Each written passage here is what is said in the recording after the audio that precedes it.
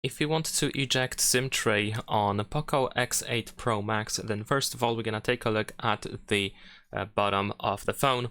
In here we should be able to find the SIM tray over here, and of course we have this SIM tray hole. We can use the eject tool that you can find inside your box of the phone, and then in here we can just put it into this hole over here, as I mentioned. Just put it in, there we go, and then push it into the phone with a little bit of pressure. It should pop out the SIM tray just a little bit, so then you can use your fingernails or fingers in order to completely remove it from the phone. There we go.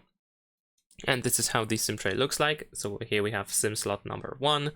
Here is the SIM slot number 2. We can just easily insert your SIM card into its slot. Of course, we need to put it the right way, so just look for the cut corner over here, which is of course quite famous for for SIM cards.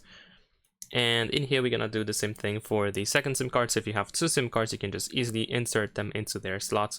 Make sure that the SIM card, none of these SIM cards stick out of the SIM tray. They should be inserted all the way in.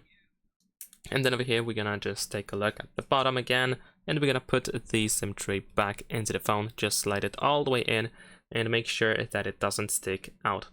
That is all. Leave a like and subscribe.